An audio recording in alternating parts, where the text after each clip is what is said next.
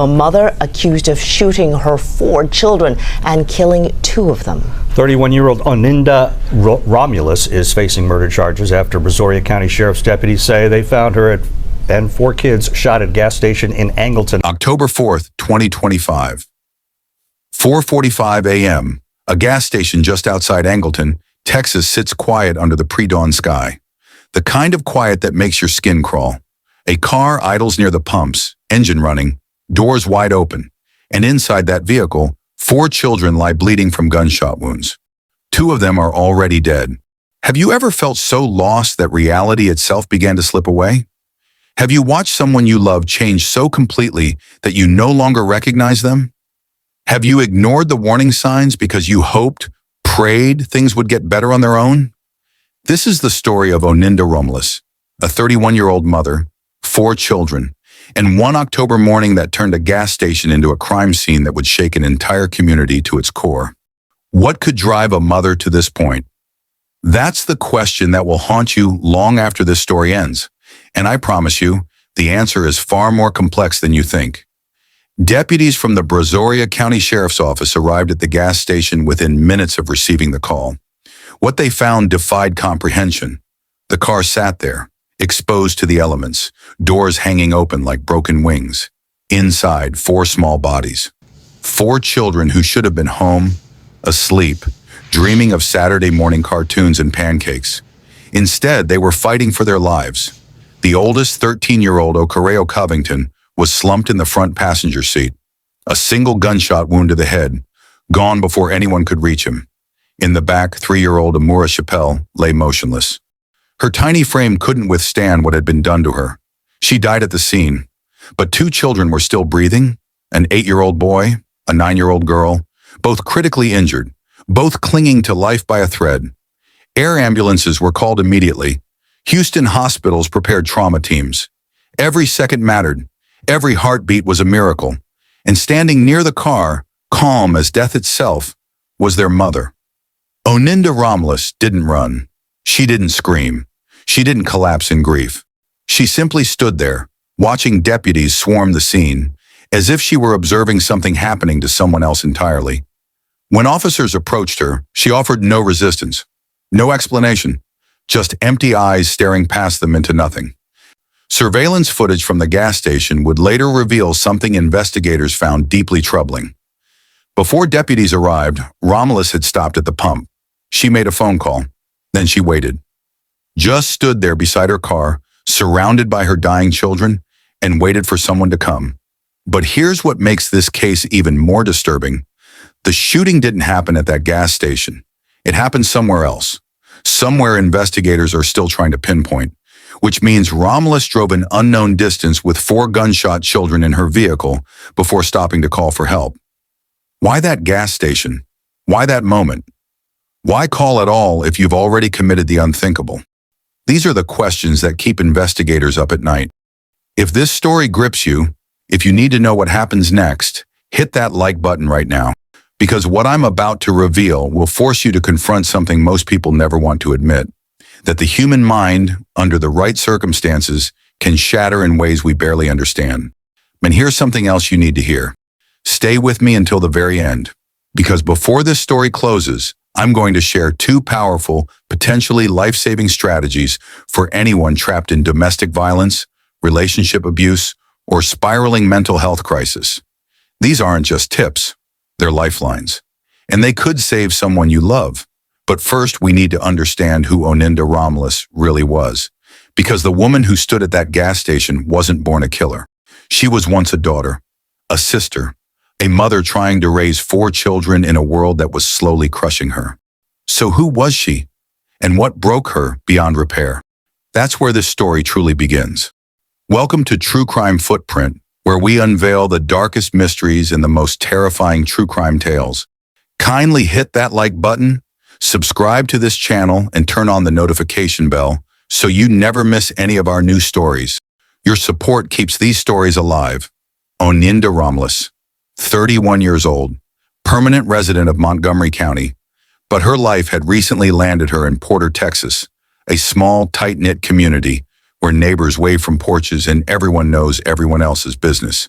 Except nobody knew Oninda. She'd only lived there a few months, long enough to be seen, but not long enough to be known. Neighbors would later tell reporters they'd spotted her coming and going, sometimes with her children trailing behind. But conversations, interactions, those never happened. She kept to herself, kept her head down, moved through the world like a ghost passing through walls.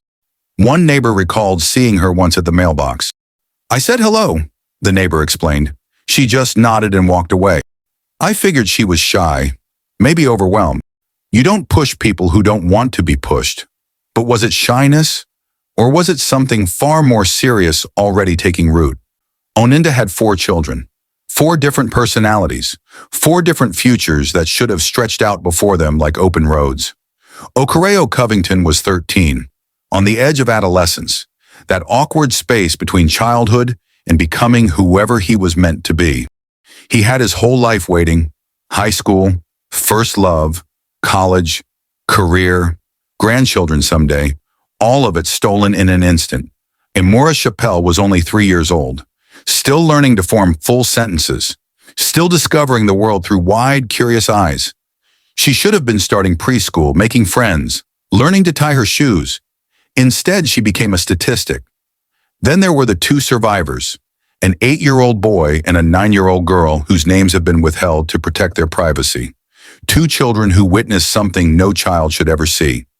2 children now carrying physical scars and psychological wounds that may never fully heal. 4 children, 1 mother, and a family structure that, from the outside, looked like it was holding together. But appearances lie. Oninda's past tells a different story. Not a complete picture, but fragments, pieces of a puzzle that investigators are still trying to assemble. In 2022, she was arrested in Fayette County, Georgia. The charges? DUI involving drugs and possession of marijuana. Most of the charges were eventually dismissed, but the DUI stuck. It's a minor criminal record by most standards. Nothing violent, nothing that would raise red flags about child safety. But here's the thing about records like that. They're often symptoms of something larger. Substance use doesn't exist in a vacuum. It's usually self-medication, an attempt to numb pain, quiet anxiety, drown out voices that won't stop screaming inside your head. Was Oninda self-medicating? Was she battling depression, anxiety, psychosis? Did anyone around her notice? Did anyone ask? Or did everyone assume she was fine because she showed up, kept her kids fed, and didn't cause trouble? Mental health crises don't announce themselves with sirens and flashing lights. They creep in slowly, quietly, like water seeping through cracks in a foundation. By the time anyone notices the damage, the entire structure is already compromised. Dr. Asim Shah, a psychiatrist at Baylor College of Medicine, weighed in on cases like this. He didn't speak specifically about Oninda, but his words apply. Severe situations like this rarely emerge suddenly, he said. There's usually a long history: untreated mental illness, trauma, isolation. These things build over time. So the question becomes, was Oninda already struggling long before anyone noticed? Did she reach out for help and get ignored? Did she keep it all buried, convinced she could handle it alone? Did she even recognize what was happening to her? Or did her mind betray her so slowly that she didn't realize she was losing her grip on reality? We may never have complete answers, but what we do know is that by the time deputies arrived at that gas station, Oninda Romelus was no longer the woman she used to be. She was something else entirely. When investigators tried to speak with her after the arrest, they expected resistance. Maybe silence. Maybe tears. Maybe rage. What they got was far worse. Oninda sat in the interrogation room, her eyes darting toward the door every few seconds. Not like someone planning an escape, more like someone expecting something to walk through that door and come for her. Her answers made no sense. Her behavior was erratic, paranoid, detached from reality in ways that made seasoned officers uncomfortable. And then she started talking about the devil. But here's what investigators discovered when they tried to speak with her, and it's where this case takes a turn into something far more disturbing. The interrogation room was sterile, cold, the kind of space designed to strip away pretense and force truth to the surface. Oninda Romelus sat across from investigators, her hands folded on the table. But her eyes, they wouldn't stay still. Every few seconds, she glanced toward the door, not casually, not like someone bored or anxious to leave. She looked at that door like she expected something to burst through it, something only she could see. Deputies tried to establish baseline conversation, simple questions, name, age, address, the kind of things anyone should be able to answer without hesitation. But Oninda's responses came out fractured, disjointed, like her thoughts were being interrupted mid-sentence by something nobody else could hear. Then they asked her the obvious question, "Why did you call 911?" Her answer stopped everyone in the room. "I didn't call 911, she said flatly. "I called the devil." Silence, heavy, suffocating. One investigator pressed further. "Oninda, your children are hurt. 2 of them are dead. Can you tell us what happened?" She didn't flinch, didn't cry. Her face remained blank, like she was discussing the weather. "They're with the devil," she said. "They're dead to me. Dead to me, not dead. Dead to me." As if their physical deaths were secondary to some spiritual severing she'd already performed in her mind. Another officer tried a different approach. "Did someone hurt your children? Were you trying to protect them from something?" That's when her voice changed, became sharper, more present, more terrifying. "Instead of them harming me, I'll harm them.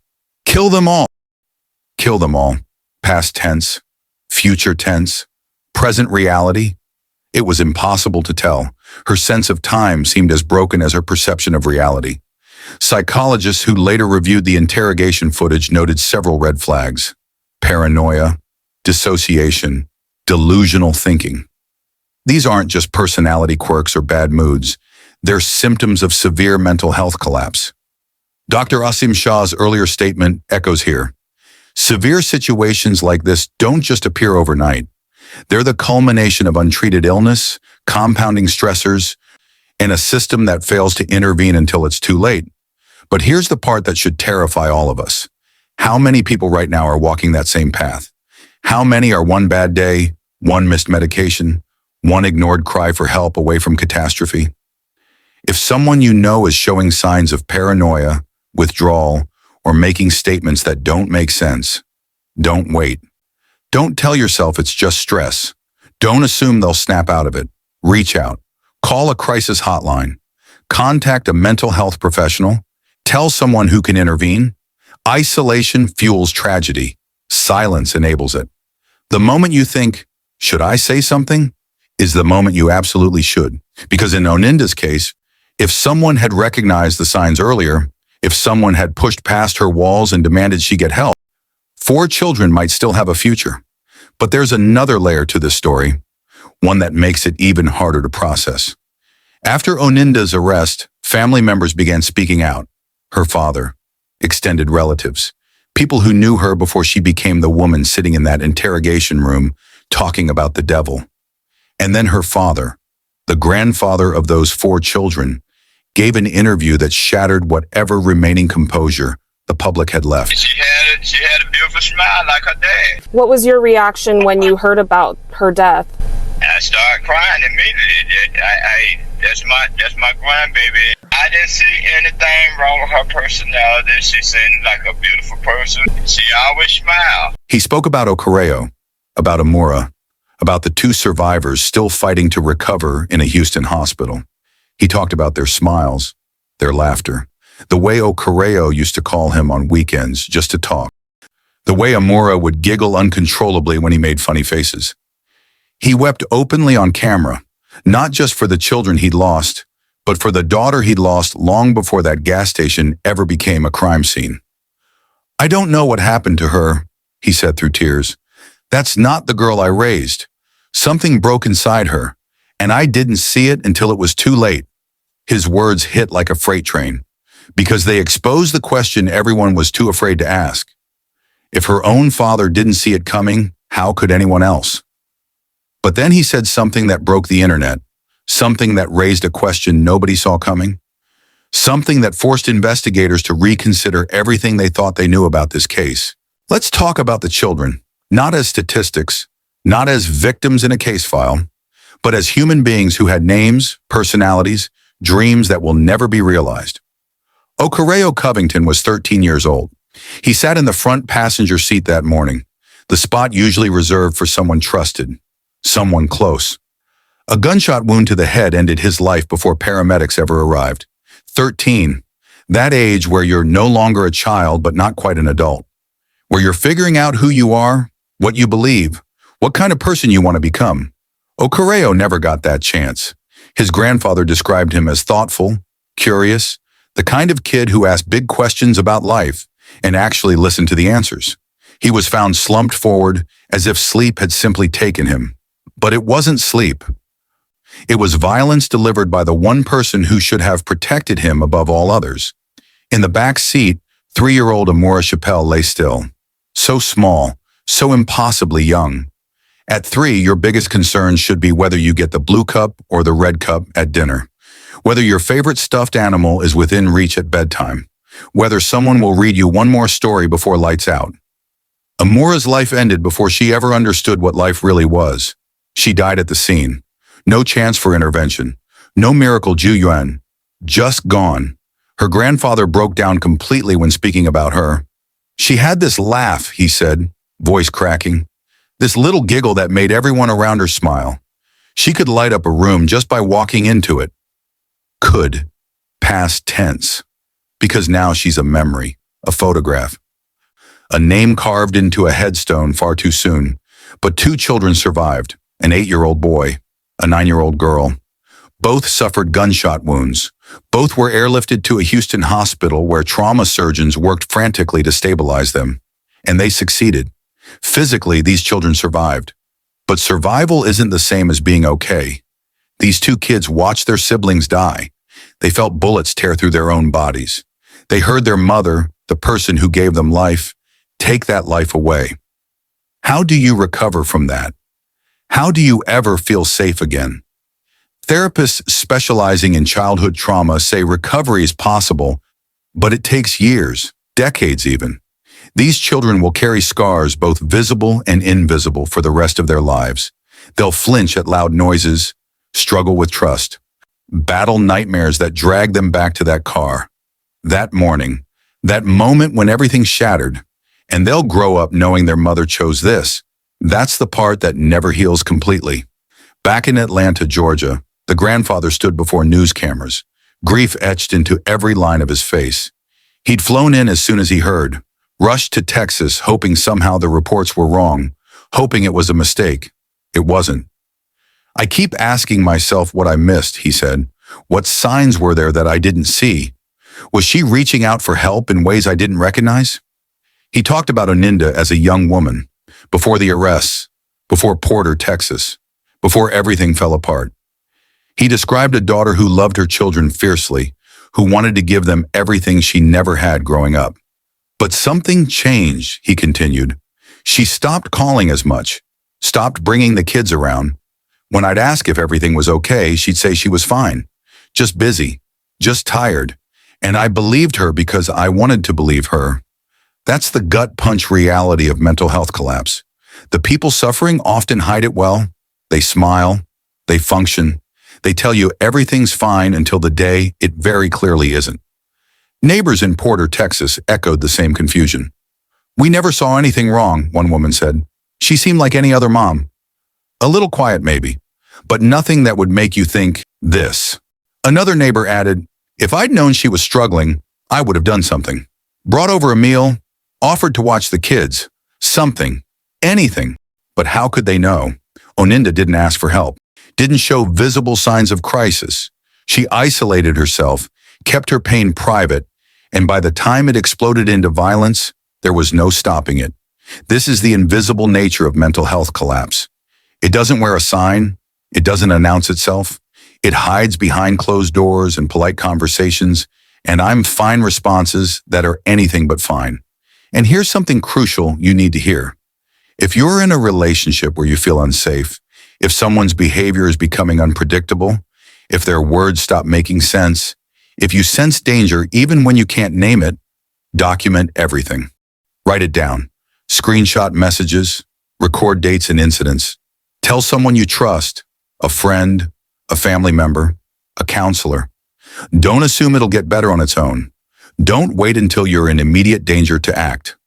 Have an exit plan, know where you'll go, have a bag packed with essentials, keep important documents accessible, save money they don't know about, protect yourself before you need protection. Your life is worth saving. Full stop.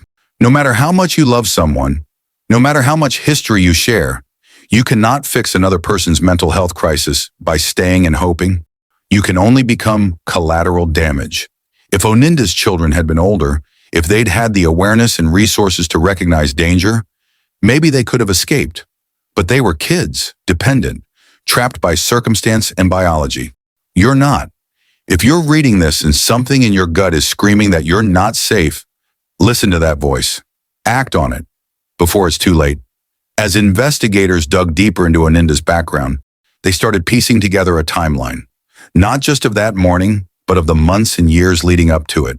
Phone records, social media activity, or lack thereof, medical records, interviews with people who crossed her path. And then they uncovered something from Romelus's past that suggested this breakdown had been building for years. On October 4th, 2025, Oninda Romelus was formally charged with 2 counts of murder and 2 counts of aggravated assault with a deadly weapon. The charges carry the weight of 4 shattered lives, 2 taken permanently, 2 altered forever. Her bond was set at $14 million. Let that number sink in for a moment. $5 million for each murder charge, $2 million for each assault charge. It's the kind of bond that ensures she won't walk free while awaiting trial. The kind of bond that tells you the justice system has already calculated the severity of what happened in that car. She sits now in Brazoria County Jail, isolated, awaiting a trial that will force a courtroom to answer questions most of us don't want to confront. Was she criminally responsible? Or was her mind so fractured that she couldn't distinguish right from wrong? Does mental illness excuse the unforgivable? Or does it simply explain it? These are the debates that will consume attorneys, psychiatrists, and jurors in the months to come. But while the legal system grinds slowly forward, 2 children are trying to rebuild lives that were blown apart in an instant. The 8-year-old boy and 9-year-old girl remain in Houston under medical care and protective custody. Their physical wounds are healing. Surgeons did their job. Medications are managing pain. Scars will fade with time. But the psychological trauma, that doesn't heal on any predictable timeline. Child psychologists who specialize in severe trauma cases emphasize that these children will need years, possibly a lifetime of therapy. They'll need stability, safety, adults who can help them process grief, rage, fear, and betrayal in ways their young minds can handle. They'll ask impossible questions. Why did mommy do this? Did we do something wrong? Is it our fault? Land the answers. There are no good answers, just honest ones delivered with compassion by people trained to help children navigate the unnavigable. The boy and girl will grow up knowing their mother is the reason their brother and sister are gone. That knowledge will shape their relationships, their sense of trust, their ability to feel safe in the world. It will follow them into adulthood, into their own relationships, into the way they parent if they choose to have children of their own. This is the ripple effect of violence. It doesn't end when the crime scene tape comes down. It echoes across decades, which brings us to the question that haunts everyone who's followed this case. Could this have been prevented? Dr. Asim Shah's words ring louder now than ever. Severe situations like this rarely emerge suddenly. He's right. Mental health crises are almost never spontaneous combustions. They're slow burns, warning signs that get missed, minimized, or ignored. Oninda had a history. The DUI charge in Georgia, substance use, isolation after moving to Porter, behavioral changes that in hindsight scream distress. But hindsight is a luxury we only get after tragedy strikes. The real question is, what systems failed her? What safety nets should have caught her before she reached that breaking point? Did she try to get help and encounter barriers? Insurance issues? Wait times so long that crisis became catastrophe before an appointment opened up? Stigma that made her too ashamed to admit she was struggling? Or did she never reach out at all? Did she convince herself she could handle it alone? Did pride, fear, or distorted thinking keep her silent until silence became lethal? We don't have complete answers, but we do know this. Our mental health infrastructure is broken. Access to care is limited. Affordability is a joke. Stigma still prevents people from seeking help even when they desperately need it, and so people fall through the cracks. They suffer quietly, they deteriorate slowly, and sometimes, not always, but sometimes, that deterioration ends in violence. This case exposes uncomfortable truths about how we handle mental illness as a society. We talk about it more than we used to. We post awareness graphics on social media. We say it's okay to not be okay. But when someone actually isn't okay, when they need intensive treatment, medication, hospitalization, do we provide it? Or do we tell them to wait 6 weeks for an intake appointment and hope they survive that long? Oninda Romelus needed help long before October 4th. Maybe she didn't know how to ask for it. Maybe she asked and got turned away. Maybe she was so detached from reality that she couldn't recognize her own need. Whatever the reason, the result is the same. Okareo and Amora are dead. 2 other children are traumatized beyond measure, and a community is left asking how this happened in their backyard without anyone noticing. The truth is, we all bear some responsibility. Not legal responsibility. Oninda alone will face those consequences. But societal responsibility. We live in a culture that glorifies strength and punishes vulnerability. That tells people to tough it out and think positive instead of addressing real biochemical mental health conditions. We underfund mental health services. We make treatment inaccessible. We stigmatize medication and therapy. And then we act shocked when people break. If there's a lesson to take from this horror, it's this. Pay attention. Check on people. Ask the hard questions. Don't accept I'm fine when every other indicator says they're not. And if you're the one struggling, if your thoughts are becoming chaotic, if reality feels slippery, if you're having thoughts of harming yourself or others, tell someone. Now, today, not tomorrow, not next week when you feel stronger. Call a crisis hotline. Go to an emergency room. Text a friend and say, I'm not okay and I need help. It might feel humiliating. It might feel weak, but it's the strongest, bravest thing you can do. Because the alternative is a gas station at 4:45 a.m. with doors wide open and lives destroyed.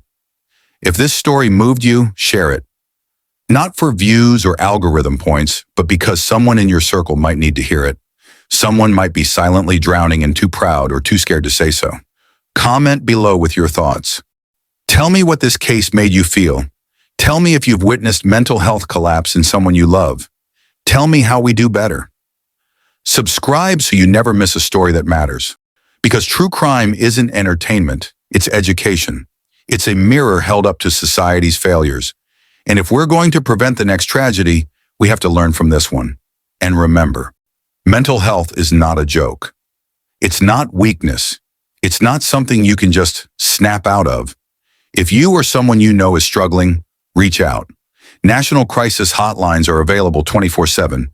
Therapists exist for a reason. Medication saves lives. There's always help. Always.